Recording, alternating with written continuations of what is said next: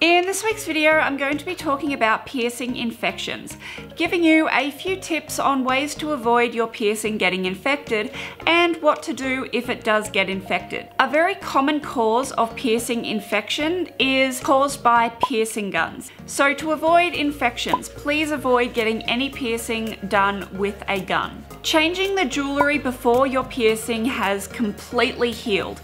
That can cause infections. Your body needs to naturally heal the piercing. So by taking it out before it's fully healed or taking it out when you think it's sort of healed, that is a very, very bad idea. Generally, a piercing will take 4 to 6 weeks to fully heal. So after that, yes, it's absolutely fine to change the jewelry. So if it's still slightly tender or it's only recently been done within a week, it's not a good idea to change the piercing jewelry. There are other piercings, such as an industrial piercing, that will take a lot longer to heal than most other piercings. Industrial piercings can take up to a year to fully heal, and generally you will get keloids with an industrial piercing.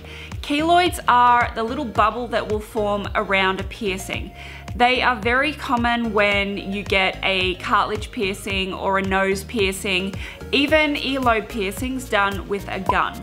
They will tend to happen with guns a lot because of how fast the needle goes through. And the little bubble that might form around the piercing is pretty much your cartilage, earlobes, or nose, wherever it was pierced. It is telling you that it is irritated. And you have damaged where the piercing gun has pushed through the ear or the nose. Over cleaning a new piercing is a big no-no.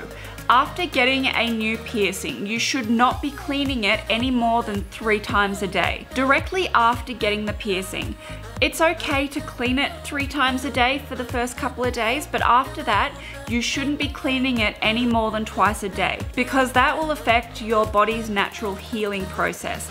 And by over cleaning, you're getting rid of the natural bacteria that your body produces when it's trying to heal itself naturally. You should definitely avoid any sort of harsh cleaning methods for a new piercing, such as hydrogen peroxide or any antibacterial soaps.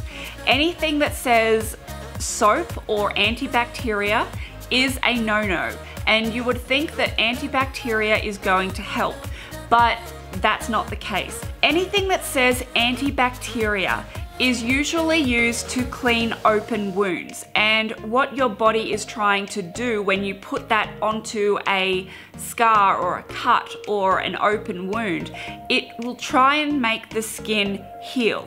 And yes, you want that to happen with a new piercing, but with the antibacterial soaps, it will promote the skin to heal together, which is not what you want. With a piercing, you want it to heal around the piercing, not through it.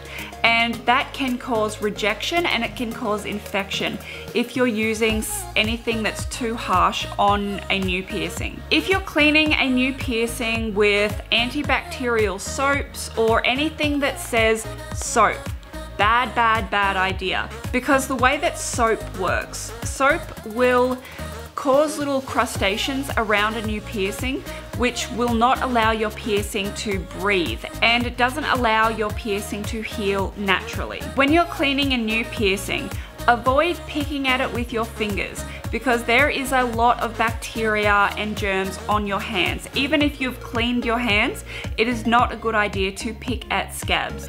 And if you have keloids, please avoid picking at them and trying to pop them because that will not work.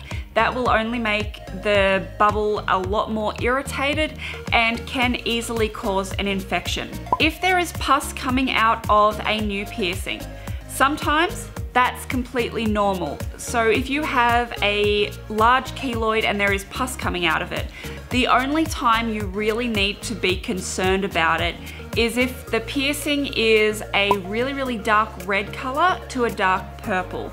And if the pus that's coming out is a really funny color or it smells really bad, that can be a big indication of infection.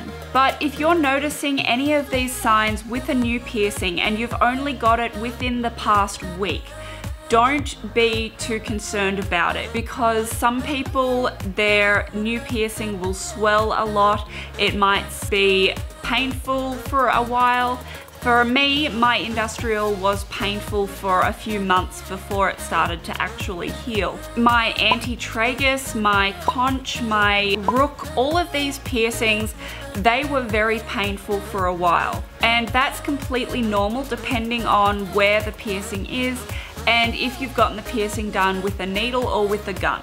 The best thing to use to clean a new piercing is sea salt, which you can get from pretty much any grocery store. Just dissolve it in hot water and use an earbud or a Q-tip or whatever you call it, and just clean around the piercing. Doing that twice a day should make the piercing heal pretty quickly. If you're doing everything correctly and your piercing is still not healing, sometimes that can happen. Some people have allergies to certain metals, and some people just cannot get piercings because their body will reject or it will infect no matter what. With my industrial piercing, it took about 5 months for it to fully heal, and after about 3 months I ended up getting an infection. So I had to go to the doctors and get a script of antibiotics, and that helped a lot. Piercing infection and piercing rejection, although they are two different things, they have basically the same symptoms. A piercing infection can be prevented and it can also be treated. But a piercing rejection, there is no way to prevent it getting rejected, and there is no way to fix it when it is rejected. Generally with surface piercings, if you have piercing rejection, what will happen is the piercing will slowly push its way out, and generally it will not heal properly, or it will just stay a very, very dark red to a purple color for a long time. And if you do have a piercing that gets rejected, unfortunately there is no way to fix it. The only thing that you can do is take the piercing out. I hope this video has been helpful for you, and if you have any questions about piercings or piercing infections, any of that, please write them in the comments, and I'm more than happy to help you if I can. Thank you so much for watching. I love you all, and I'll see you next week. Bye!